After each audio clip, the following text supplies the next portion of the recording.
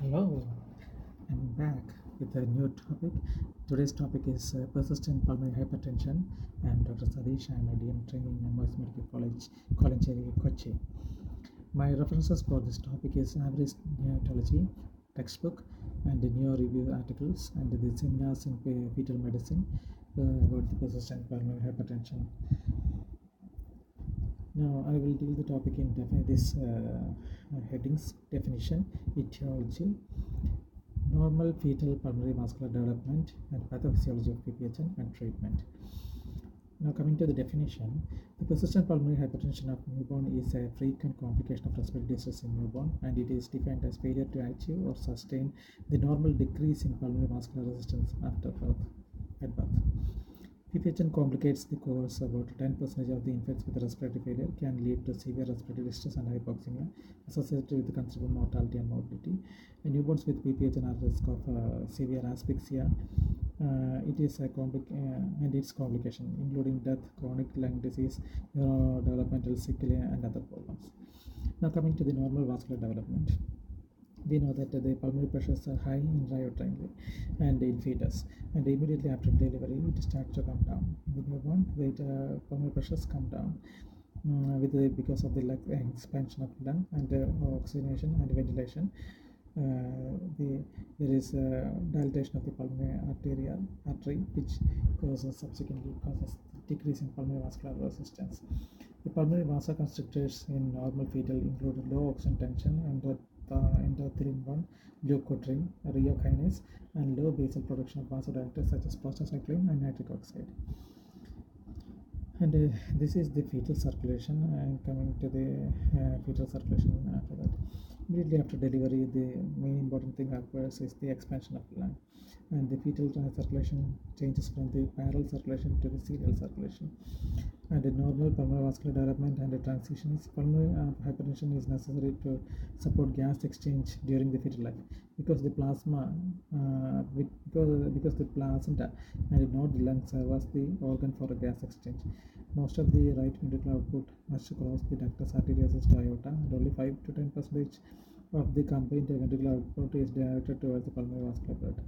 Even though the surface area of the pulmonary vasculature increases as the fetal lung grows, pulmonary vascular resistance increases with the gestation when corrected for the lung or body weight, suggesting that active pulmonary vascular constriction is prominent during late gestation. Multiple pathways appear to be involved to maintain the high pulmonary vascular tone before birth. Pulmonary vasoconstriction in normal fetal include low oxygen tension, endothelin, leukotriene, and rheokinase. Vasoconstriction is also promoted by low basal production of vasodilators such as prostacyclin and nitric oxide. At birth, a rapid and dramatic decrease in pulmonary vascular resistance reflects half of the combined vascular output to the lung, leading to 8 to 10-fold increase in pulmonary blood flow, and increase in pulmonary blood flow increases the pulmonary venous return and left atrial pressure, promoting the functional closure of the one-way valve of the foramina valve. And systemic vascular resistance increases at birth, and at least in part because of the removal of the low resistance vascular bed of the placenta. And the large drop in the pulmonary vascular resistance occurs shortly after birth, although resistance continues to drop over the first several months of life until it reaches the low level normally found in the adult circulation. As the pulmonary vascular resistance falls below the systemic vascular resistance, blood flow through the patent PDA reverses. In the first several hours of life, the PDA functionally closes, largely in response to increased oxygen tension of the newborn. This effectively separates the pulmonary and systemic circulation and establishes the postnatal normal circulatory pattern. So these are the pulmonary vasospasm things causes pulmonary vasospasm. Endothelin, low oxygen, and thromboxane causes constriction, and nitric oxide and PGI1 prostacyclin causes dilatation. Now, immediately after birth, there is a lung expansion, and the fluid in the lung is replaced by air, and the lung expands, and the pulmonary vascular resistance decreases. The transitional vascular changes. The fetus prepare for this transition stage in the gestation by increasing the pulmonary vascular expression of the nitric oxide synthase and soluble guanylyl cyclase. This prostacyclin pathway is important vasodilatory pathway. So the nitric oxide is produced from L-arginine, and the prostacyclin is produced from arachidonic acid.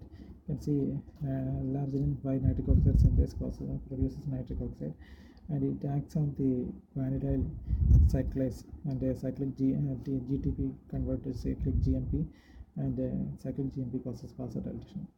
And the PGE5 converts cyclic GMT to GMP. And arachidonic acid by COX-1 causes production of PGH2, and PG prostaglandin synthase causes production of PGI2. PGI2 acts on the adenyl cyclase. So ATP is converted to cyclic AMP. The cyclic AMP causes vasodilatation. And PGE3 causes conversion of the cyclic AMP to AMP. This is another diagram which shows the production of the nitric oxide, the alveolus, inside the alveolus. Arginine nitric oxide synthase causes citrulline. Arginine is converted to cell citrulline, and nitric oxide is produced. Nitric oxide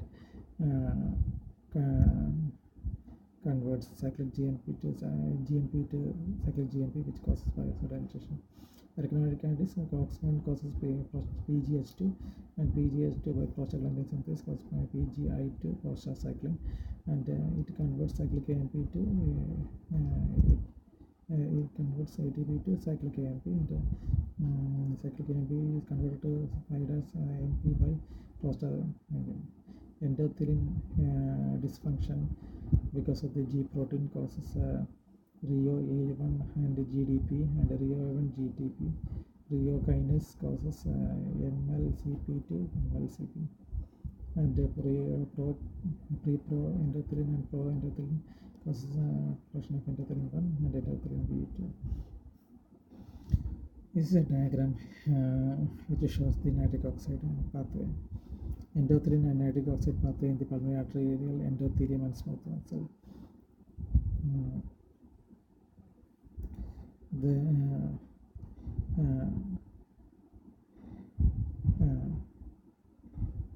endothelin causes activation of phospholipase C, which causes production of IP3, which causes release of calcium from the sarcoplasmic reticulum, and the calcium causes the smooth muscle contraction. And nitric oxide synthase causes nitric oxide, and nitric oxide acts on cyclic GMP, and cyclic GMP causes the release of calcium from the cells, and it causes smooth muscle dilatation.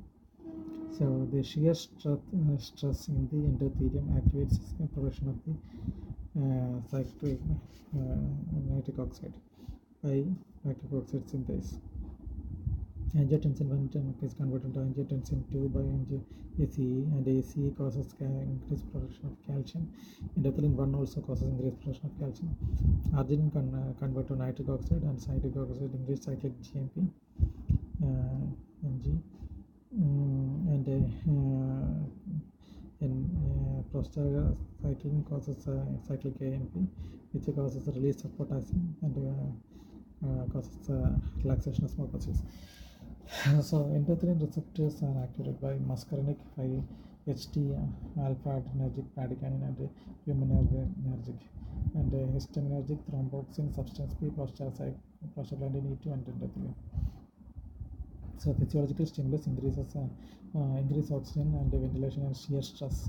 And pharmacological stimulus like acetylcholine and bradykinin and others causes activation of nitric oxide synthase, cyclooxygenase, and cyclic P450 and endothelin CE. So nitric oxide synthase causes production of nitric oxide and cyclic GMP. Prostaglandin causes cyclic AMP, and endothelin HF causes calcium, potassium and calcium channel, and endothelin causes vasoconstriction, and calcium and potassium channel opening causes smooth relaxation. the same one of the most critical signal for this transition change in the pulmonary vascular or mechanical distension of the lung, and decrease in carbon dioxide tension and increase in oxygen tension in the lung. The fetus prepare for this transition state late in the gestation by increasing the pulmonary vascular expression of the nitric oxide synthase and its soluble cyclic guanylate cyclase. The importance of the nitric oxide guanylate cyclase pathway is in facilitating normal transmission has been demonstrated by acute or chronic inhibition of the nitric oxide synthase in the fetal lung, which produces pulmonary hypertension after delivery. Prostacyclin pathway is another important vasodilator pathway. Cyclic oxidase is a rate-limiting enzyme that generates prostacyclin from arachidonic acid through both cyclic oxidase 1 and 2 are found in the lung. Prostacyclin is particularly upregulated during gestation. This upregulation leads to increased prostacyclin production in late gestation and early postnatal life. Intent prostacyclin stimulate adrenaline cyclase to increase the intracellular cyclic AMP level, which in turn, as with the cyclic AMP, lead to relaxation through decreased intracellular calcium concentration. The fetus prepares for this transition state in gestation by increasing pulmonary vascular expression of nitric oxide synthase and soluble guanylate cyclase. The importance of nitric oxide guanylase monophosphate pathway in facilitating normal transmission has been demonstrated by acute or chronic inhibition of nitric oxide synthase in fetal lung to produce pulmonary hypertension after delivery. The most critical sign for this transition change in the pulmonary vasculature are mechanical distension of lung, decreased carbon dioxide. Intrauterine injury, hemodynamic stress, and chronic hypoxia, inflammation are other risk factors act on the developing lung. Decrease pulmonary vascular growth, decrease angiogenesis, and decrease alveolization. Altered vascular suction, increase smooth muscle proliferation, and altered extracellular matrix. Abnormal vascular reactivity, decrease vasodilatation, increase vasoconstriction, enhances myogenic tone. Arginine nitric oxide synthase, nitric oxide, pathophysiology of BPHN. We'll continue later.